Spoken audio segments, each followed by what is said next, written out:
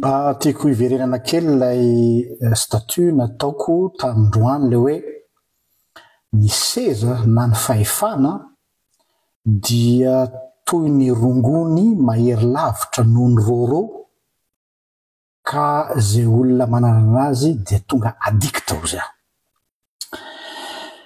Mba ahafana manazava an'izay dia misy ny olona tratran'io adikta amina fahefana io dia tratrany atao hoe syndrome d'hubris. Hubris, H-U-B-R-I-S.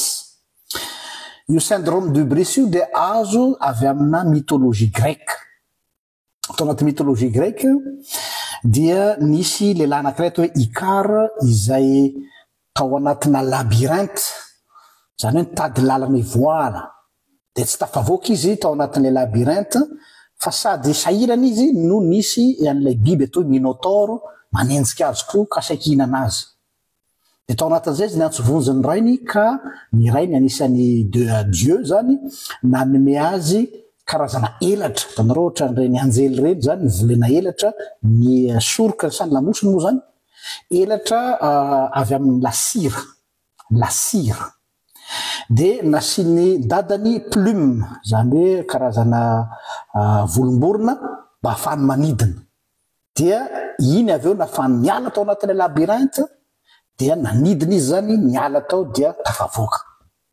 Saingy zao io elatra zay nomeny rainy azy io dia namena azy juste ialany tao anatin'ilay labyrinthe sy hamonjeny ainy manoloana le minotaure tady hihinana azy.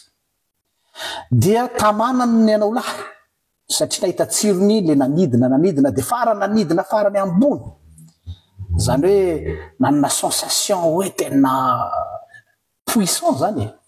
Ka rehefa nanidina farany ambony loatra indray inga Icare dia araky ny voalazan'ny mythologie grecque dia niafarany tonga teny amin'ny masoandro hono izy. Ka rehefa tonga teny amin'ny masoandro azadino fa ilay elatra izay nomena azy dia tamin'ny lasira dikan'izay mitsonika rehefa tratran'ny masoandro dia farany enjera aveny dia maty. Izay sary izay misy mampiseho an'le hoe le pouvoir rend fou.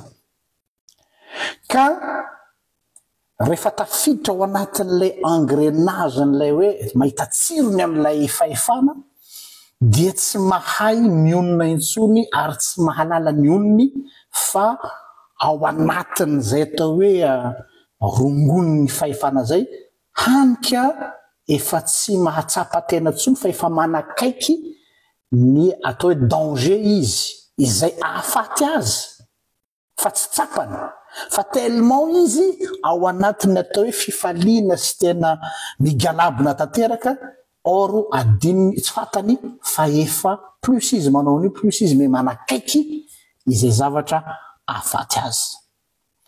Izay zany le izy le hoe ny quête de pouvoir sans limite dia tsy maintsy miafara amina faharavana. Tsy adala ny soratra masina miteny hoe ny frériana no mialohan'ny fahalavona satria tsy misy frein intsony ary rehefa tsy misy frein izy dia dopé ho iaho dia mieritreritra izy fa omnipotent. Tanareo zany omnipotent zany hoe manana ny fahefana rehetra. Hidia omnipotent mazava ho azy mieritreritra ny tenany ho Andriamanitra ary rehefa mieritreritra ny tenany ho Andriamanitra dia mieritreritra fa manana droit de vie ou de mort amin'ny olona.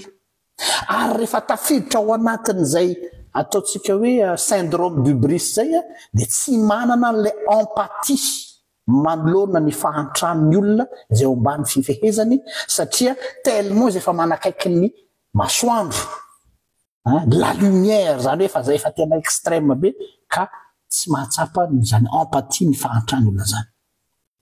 Dia rehefa tonga amin'izay stade zay ny olona anankiray dia tonga amin'ilay atao hoe stade du non retour. Dia nisy spécialiste en management zay natao hoe Rohan Devez izay miteny hoe nisy étude scientifique zay natao fa ny olona manana fonction amina fitondrana dia manana risque plus de 10 à 20% mihoatra noho ny olona tsotra ny aminy atao hoe maladie psychiatrika zany hoe lasa psychopathe izy lasa marary-saina satria le areti-tsaina vokatr'ilay va-et-vient eo amin'ilay atao hoe jouissance zany hoe tena mahita fahafinaretana tsy hay eritreretina manoloana an'ilay fahefana miopapana sy koa tsy amin'ilany ilay souffrance efa ao anatin'ilay olona satria olo io a misy zavatra banga ao aminy hatramin'ny nazaza azy na hatramina olo azy dia io anefany a